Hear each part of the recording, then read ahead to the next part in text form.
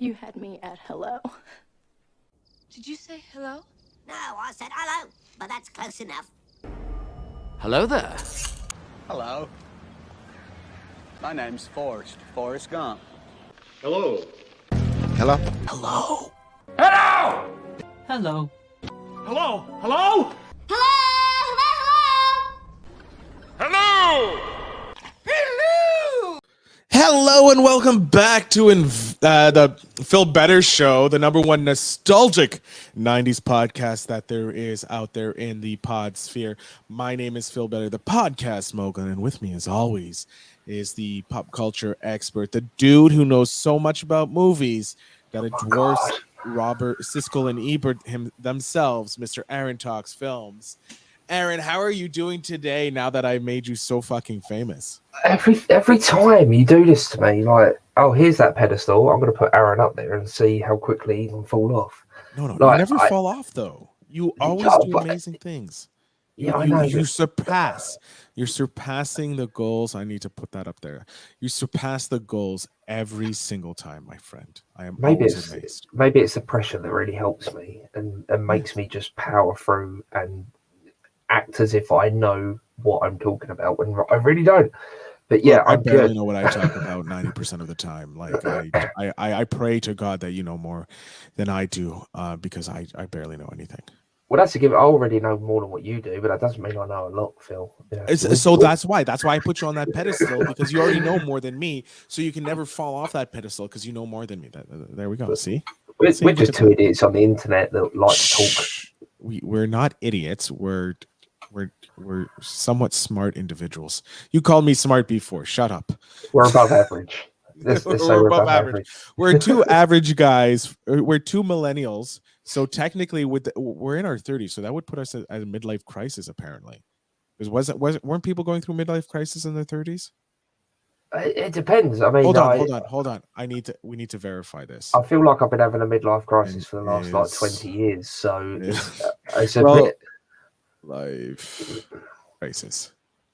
Midlife crisis occurs anywhere from the age of about 37 through the 50s. Hey, I'm on the verge of a midlife crisis. I've got like a year left. Wow. I'm going to make the most of this year and then just retire. Christ. You know what? It feels like a midlife crisis. Or I think people have multiple midlife crises. Yeah, I mean, it depends like how long. Because I had my midlife crisis a little earlier. I say, if anything, because I quit my regular job, my secure corporate job. I can't believe we're talking about this on the Phil Better Show. We're supposed to be talking about I Know What You Did Last Summer, an amazing movie directed by Jim Gillespie, which is based on I Know What You Did Last Summer. Would it be Gillespie? Gillespie. Gillespie or Gillespie? Because there's a pie at the end, and it's like Jill's pie, like Jill's pie. It's Gillespie. Okay, Gillespie. Okay, I mispronounced his name. I'm sorry. Jim Gillespie. Screenplay by Kevin Williamson, based on the book by Lois Duncan, I Know What You Did Last Summer. It's produced by Neil Morowitz and Eric Feige, and it stars Jennifer Love Hewitt, Sarah Michelle Gellar, Ryan Philippe, Freddie Prinze Jr., which was the actor of choice for this film. It was a friend of mine. I asked for an actor from the 90s.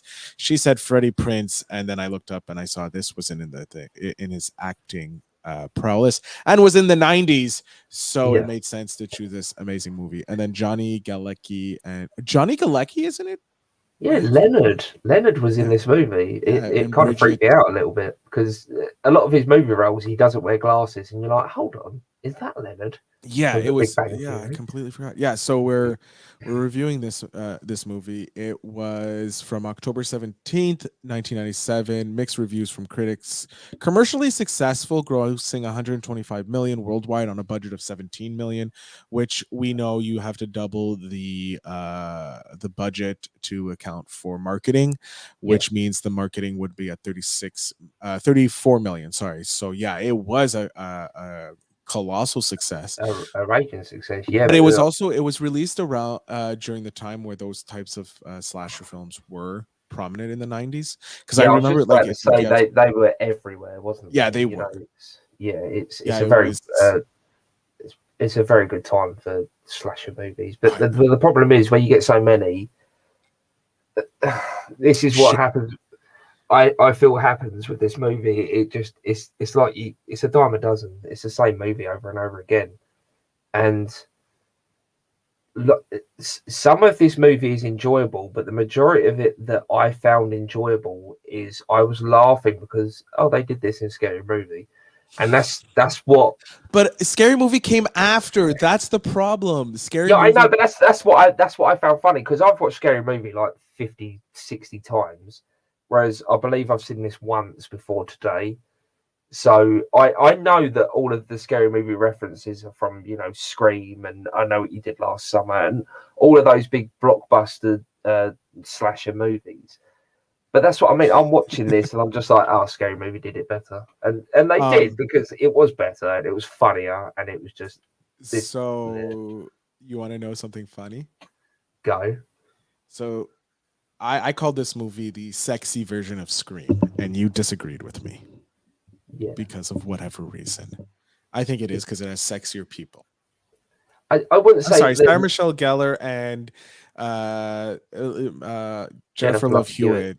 Yeah, Jennifer Love Hewitt is sexy, but she is an awful person in this movie. I hate her. I don't care about her. I get why she's like she is, but she's just an idiot. I can't stand her. Look, I don't care. Like this is directed at teenagers. Okay, like first let's get the demographic. It's not just about looks for me, Phil. It's about personality. Well, when you're a 13-year-old boy, it's all about fucking looks. Okay. Look, you said I know when you said you. Hold on, let me get my calculator up here. We're doing mathematics now. This came out in 1997. I was 11. You were 10. Well, I was 11 when this came out. Yeah, in October. Yeah, your birthday's before October. Okay. Yeah. So you're 11 years old. This is directed at your hormonal self.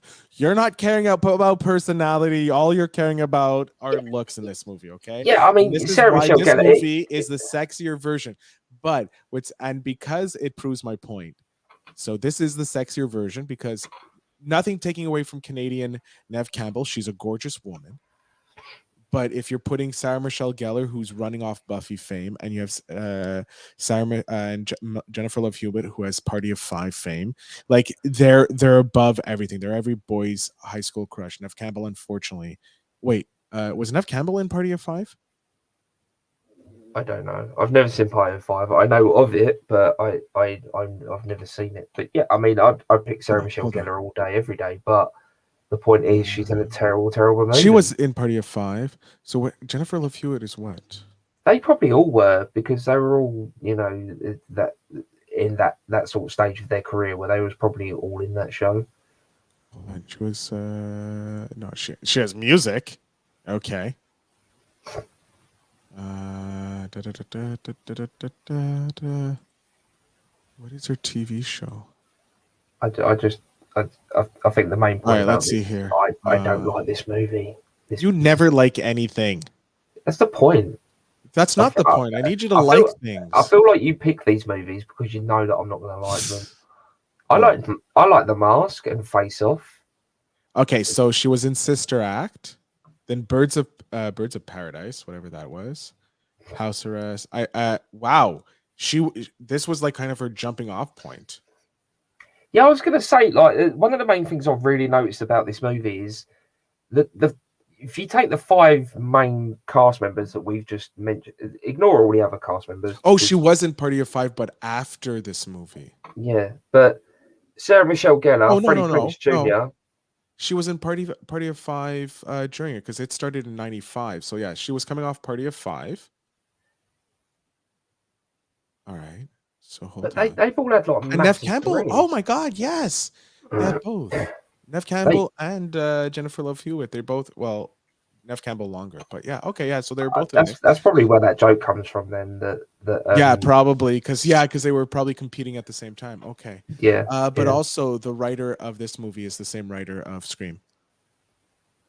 Kevin Williamson wrote both Scream and I Know What You Did Last Summer. But what's funny is he said that Here it is. Prior to Scream, Williamson was approached to adapt Duncan's source novel by producer Eric Fig, where Williamson's screenplay for Scream contained prominent elements of satire and self-relevant to whatever. Made fun of itself.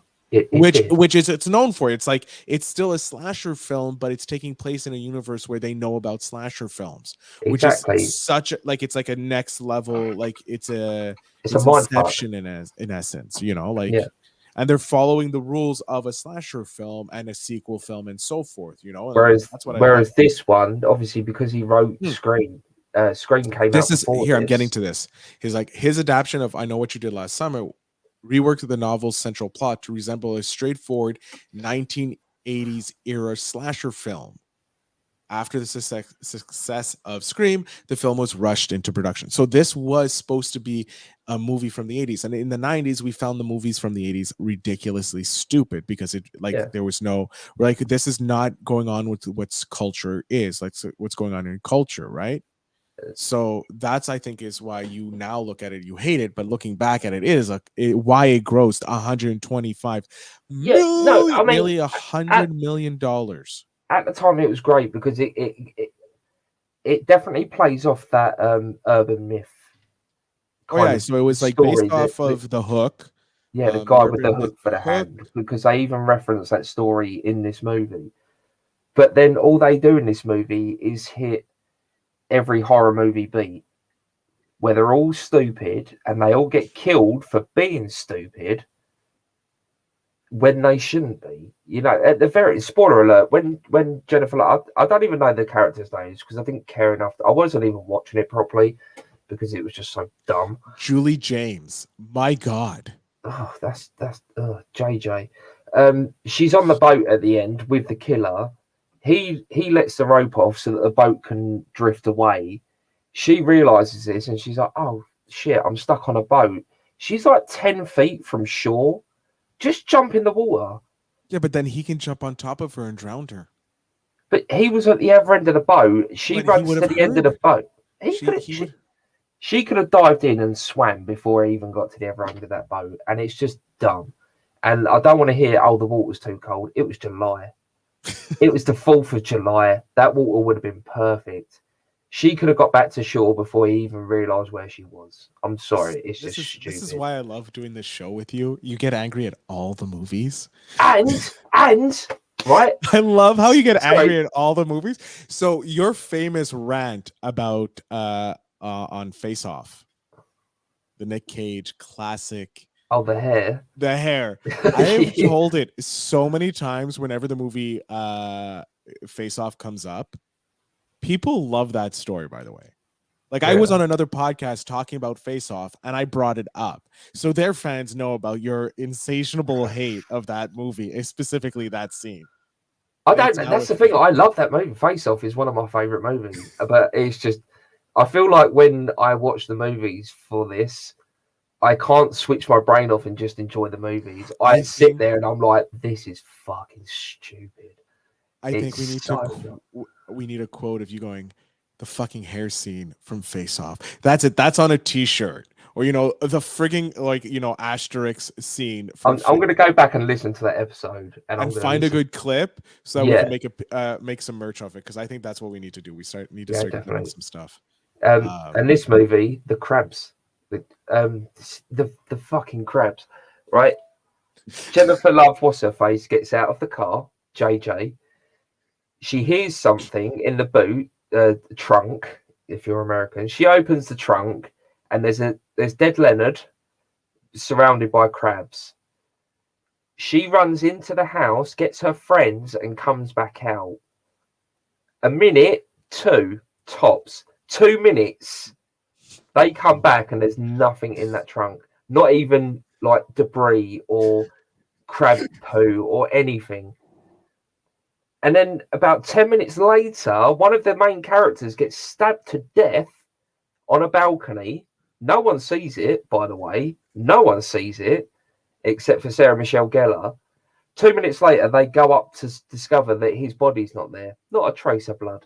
Nothing. This old guy is magic. He's going around killing these kids and then he must walk around with bleach in a bucket just to mop up all the debris because there's not a speck of blood. And like parallel to that, the police officer's just like, you're fucking stupid. You're lying. There's no killer. I don't know. I can't see anything. So you're lying. She goes running into a shop, screaming, scared, and her sister or her mum, whoever it was, I can't remember because it doesn't matter, was just like, why are you being so silly? I'm trying to be murdered. Shut up. Just get inside. No one believes them. Like, they're so scared. And everyone's just like, oh, you're probably just imagining it. No. Look at the fear in my eyes. Something's going on. The whole town's just like, no. People are going missing left and right, and they're like, no, it's fine. This movie's dumb. And the reason these movies get parody is because they're dumb. At least Scream had the decency to hang their hat on it and say, yeah, this is a bit silly, but we're going to go with it. And that's why it's a classic. That's why it's held up for so long. This movie is just stupid. They're trying to take the slasher trope and reinvent it, and they didn't. Considering this came out after Scream, you think they would have tried something new, and they didn't. It's dumb. I hate it. And all of these went on to have really good careers. Have you noticed? Like, it's crazy. Yeah. Well, there is some dips in one or two of their careers. Like Ryan Phillippe has had some dips when he. But you know all of their names, don't yeah, you? like they're like, we know that these are they're coming. They're going to get a resurgence very soon because we're our generation who grew up with these actors are coming into our parents' age, quote unquote, and we're becoming actual adults. We're taking over the planet and shit. Super scary. Like, I mean, but we're gonna go. We will look at what happened with Brendan Fraser.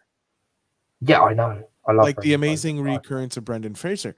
But this movie, I think, it's just for me. It's like the horror movie curse. Like if you think back to a classic horror movie, you know, Halloween. Halloween. All right, Jamie Lee Curtis went on to do stuff, but what's Michael Myers doing nowadays? Nothing. Well. But name me another actor in that movie. There you go. It's the same. Nightmare on Elm Street. I can name two actors. Yeah, Johnny Depp. Yeah, that's the only one I can. Yeah, exactly. I can't name any of the other actors. And the guy who plays Freddy Krueger. Oh yeah, he's still doing stuff, isn't he? Robert Englund. Yeah, Robert Englund. Yeah, but it's just what I mean. It's just weird how the horror movie curse, like these people, they do these big, massive horror movies, and then you don't really hear from them again. Skeet Ulrich, what's she doing? Nothing. Rose McGowan, what's she doing? Nothing. Oh well, there's a lot of crazy shit going on with Rose McGowan. She did. She done Charmed. She did Charmed, and they do a lot, but it's just weird how the 90s were fucked up, man. Like, yeah, I know what you did last summer. All of these actors, I can still name them. Like I say, even like they were the prettier version of Scream. They're not. Yeah, okay. Randy wasn't very pretty, was he? And what's Jamie Kennedy doing nowadays? Nothing. Oh God, he went on a weird spiral. Anyways, this movie's awesome. Okay, with the stupidity. It's fine, but it's not good. It's just not good. I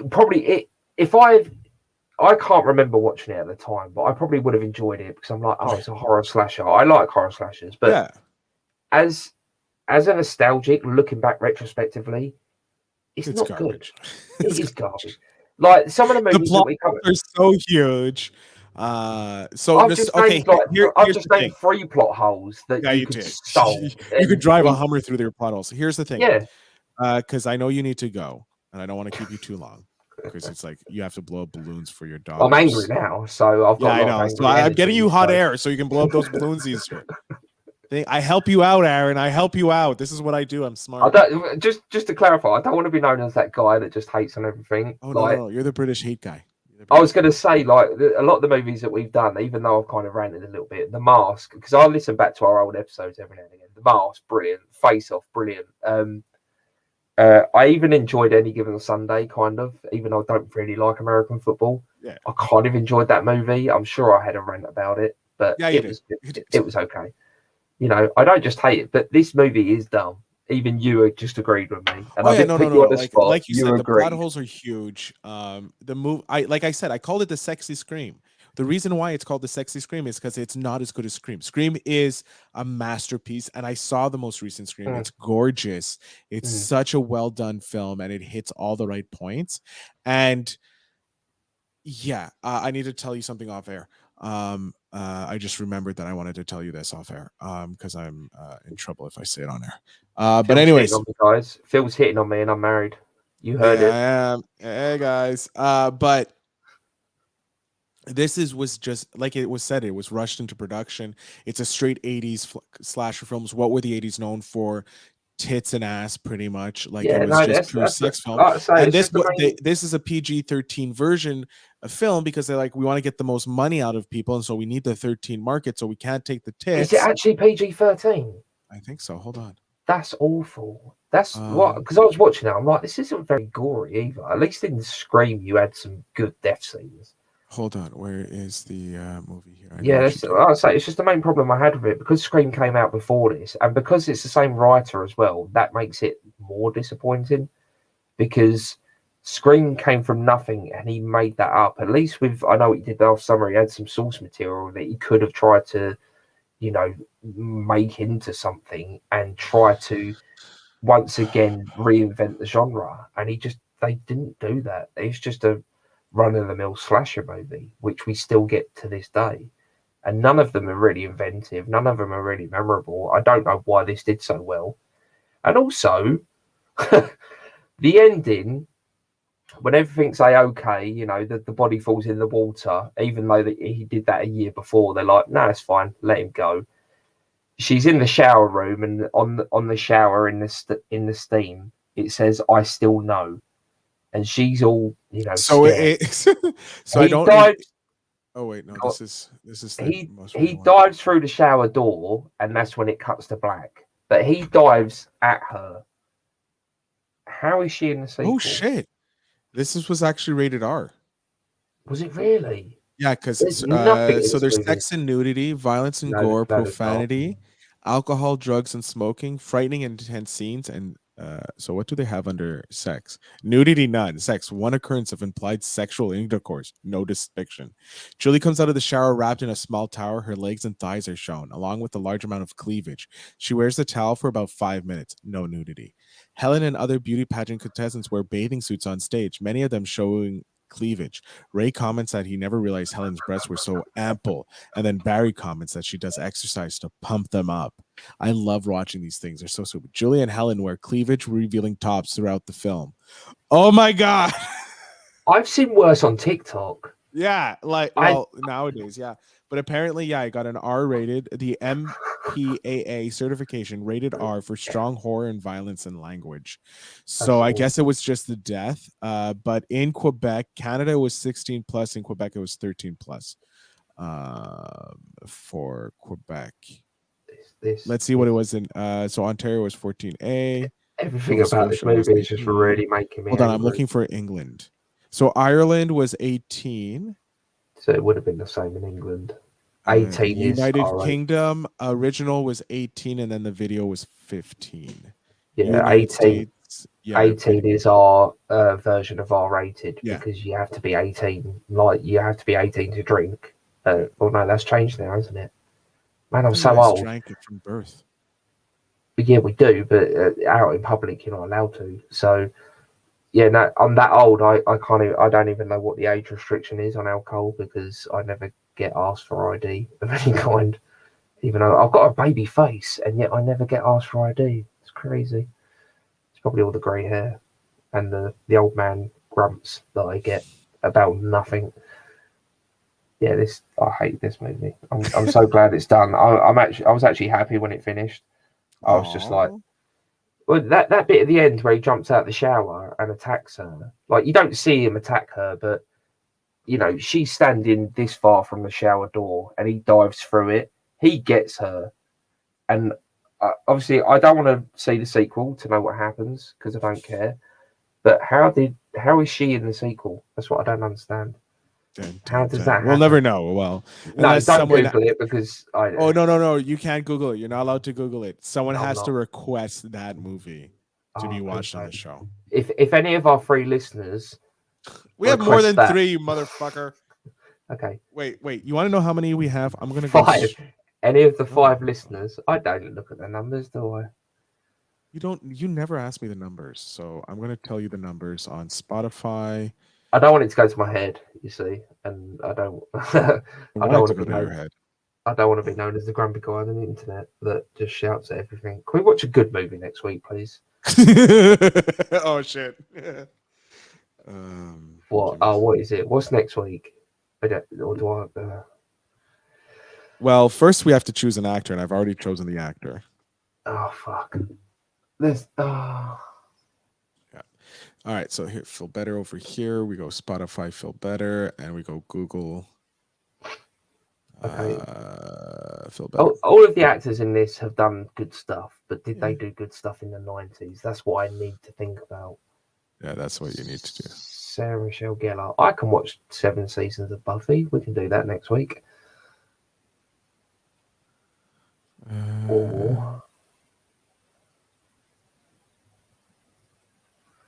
All right. Okay. Yeah, I got all the stuff I need. We got a lot. Oh, I'm happy with this. All righty then. Is this like an off-air conversation that we need to have? We don't want to be boasting, do we? No. I don't care about that. Okay. So currently on Apple Podcast, Mm-hmm. we have 11 listeners. Oh. So these are people who follow the show. We have 11 of those. No, actually, that was just in April. I went all time. Hi, Default. guys. Default all time. So we have 12 followers. Hello to all the 12 followers. And we have listeners by episode. We get about 80 people listening by episode. Wow. Hi, guys. I'm not really this moody. Wait. It gets better. So over on Spotify, yeah, we have 46 followers. Really? Yeah. Wow. So 46 people follow the show on Spotify, and we have a great audience. Let's see what we know about our audience. Let's see all time. We'll go all time to help out here. Yeah, we have a nice curve. It's growing. They're 60% male and 40% female. So we have a nice and Ladies. under 1% not specified. They're in the 28 to 34-year-old. Okay, so they get why I'm so angry. Yeah. I hope. They take place Canada, United States, United Kingdom, Australia, and Ireland are our top 5. Australia. Wow. Yeah, we have a few. We have about 18 streams from Australia. All time. So yeah. I love this. This is really good. It makes me feel. And then fun. on Google, we only have 2 people. But That's I don't push the Google. I push the Spotify and the Apple. Yeah, so no one likes Google anyway, so we don't need it. Yeah. Joking. I'm joking. Yeah. So all our listeners, thank you very much. yeah, shout me on Twitter if you disagree with my claims. Shout out to him on Twitter or message comment on the post or whatever you want to do. Let us know if you want us to watch the sequel to this movie. And I didn't say that. I did. I didn't. If you disagree with anything that I've said, we will have a conversation on Twitter about how you are wrong and how this movie is terrible. I think I can't wait to tweet this out, this episode. I'll tell you off air. Another thing off air, promoting stuff. But the people want to know what I'm talking about. I have another show called the Invest in Yourself, the podcast series, where I'm going to be talking about it. You can check out that. Sorry. Cheap plug, yeah. I know it's a cheap plug. Fuck off. I'm allowed to. I'm becoming a character on the internet. I need to. It's your show. Everything. It's your show, man. Yeah, right. It is my show. I can kick you off. And there's going to be changes to the show. But Aaron, going back to I Know What You Did Last Summer, we're going to be doing our double rating here. So the nostalgic factor. So looking at it as how awesome it is from the 90s type movie. But it wasn't that. Like I say, at the time. How many hooks do you give this movie? What, nostalgically? Yeah, nostalgically, looking at it, putting 10? Out of 10. No, I said out of 10. I did not say 10. Absolutely. Aaron said 10. I'm marking it down, boys and girls. I know. Out of 10, how many nostalgic factor points do you give this movie in hooks? As a slasher. I'm just gonna keep I'm throwing things in until it makes you really annoyed. I'm just going to say at the time, I probably would have given it about a 5 or a 6 because I remember watching it when it came out and it was kind of okay, but it Okay. wasn't groundbreaking. Even as a youngster, I don't think I really would have enjoyed it that much. So I'm giving it a 5 or Now, a as an adult, generous watch 6. 6. We're gonna give it a 5.5. Generous We'll call it. 6.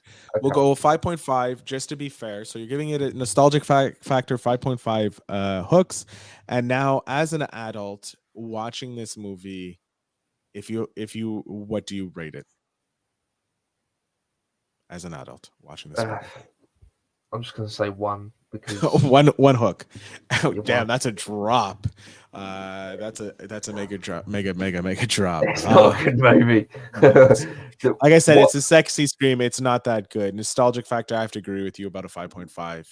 Yeah. It's fun watching, and like the nudity and the cleavage. The cleavage was nice. Like, don't get me wrong. I This had movie to was cover my very eyes. male glazed heavy, which was most of the 90s and slasher films, and it makes sense because it's based on he wrote it as an 80s film, and because Yeah. censorship got so much, you can't really do nudity in movies. So what do you do? Grotesquely cleavage shots. Yeah, I and just think, titillating. like I said, like I said it as a joke. I've seen worse on TikTok, but the generation that we have now, like the younger generation, it makes me sound really old. They see sexier and worse stuff on social media. So Yeah. if they watch this movie, They'll be this like, is what the fuck? very tame. Like, this is a 13 Yeah. plus. Like, I would say 13 plus now. Yeah, you could put this on Disney. Honestly, that's how tame this is. Yeah, it's a Disney. Like, Disney can get away with I'm not this stuff. advocating to have this on Disney, just so because I don't want to start saying people. I think that's a new quote. Can it go on Disney? Like, what? Oh, I think that should be a thing. I'll talk to you off air about maybe a possible thing. I need to write this down. But anyways, as a rating, I'm not going to be as harsh as you. I'm going to give it a 3. Yeah. So it falls into a 2.5 rating, or no, 2. We'll go 2. It's a 2 rating on the regular Feel Better scale of movies. It's not worth your time to rewatch it because nostalgic factor is a 5.5, and just looking at it as an adult, you didn't miss anything if you didn't watch it. So, ladies and gentlemen, the next movie. Or no, sorry. So to understand how we choose the next movie, we always choose an actor from the movie. It's a or an 6 degrees of Kevin Bacon is what type we do. deal. Yeah, we just do this weird thing, and we just jump from actor to movie of that they did in the 90s. And this week, for the next movie, we're choosing Mr. Ryan Phillippe. And the movie we're going to be doing is something. Oh wait, do you know what? Does it also star Sarah Michelle Gellar? Yes, sir. We're doing Cruel Intentions. I wanted to give you a fun, sexy movie. Still in the sense of those sexy movies. Why not? Because the 90s was full of sex. We're going to watch Cruel Intentions. I'm looking forward to it. I haven't watched it in years. I remember. I fondly remember this movie. Yes, I remember also very much enjoying this movie when I was younger. Ladies and gentlemen, Aaron, do you have anything you want to say to the fans before we log off here? I'm not really this moody. I can't wait to hear what you have bad to say about this movie because I know it's coming. Do you know it's going to happen, isn't it? I'm going to hate Intentions. Like, why are these women kissing? It's disgusting. This is the worst porno ever. But ladies and gentlemen, there are changes coming to the show. Where is he? Yeah, where is he? There are changes coming to the show. I'm looking forward to it. Guests coming in, segments popping up, more content for you on the Feel Better. Things are moving along, and it's going to be great. We're going to have a website soon. Oh, sweet. Yeah, we're going to have do I have to do anything? Yeah. I agree with it. What? Sorry? Don't worry. It's what you have I'm to not do. on board. I'm not on board, Phil. I don't like this. What you have to do is very simple. We pretty much what we talked about earlier. Yeah, I know. I'm very lazy. But off air, I'll explain it to you what you have to do. But ladies and gentlemen, I am Phil Better. He is Aaron Talks Films. Aaron, where can we find you on the interwebs? At the moment, it's Aaron Talks Films across the board. I do have a second TikTok account that's Tatted Nerd Rises, but that's more just for personal stuff on TikTok. Yeah, so Aaron Talks Films across the board. Instagram, Twitter, Facebook, YouTube. I'm sure there's others. Just type in Aaron Talks Films onto Google and you'll find me, my pretty face. There we go. And if you want to follow along on me, I'm on Instagram, podcaster Phil Better. Make sure you follow us here. But it's more important that you follow the show. It is Phil Better Show, the Phil Better Show on all social media platforms and on YouTubes and all that. Make sure you follow us. Give us some love there, likes and subscribes. You don't have to pay anything. Just give us some love, and we'll be so thankful for that. But this is the show. It was I Know What You Did Last Summer. Don't waste your time. It's not worth your time anymore. Goodbye, ladies and gentlemen. We are so glad you came. Bye-bye. Bye-bye. Bye-bye. Bye-bye now. Bye. Bye-bye. Thank you. Goodbye now. Goodbye. Goodbye. Thank you. Goodbye. So long, partner. In case I don't see ya. Good afternoon, good evening, and good night. Yeah. I'll be back.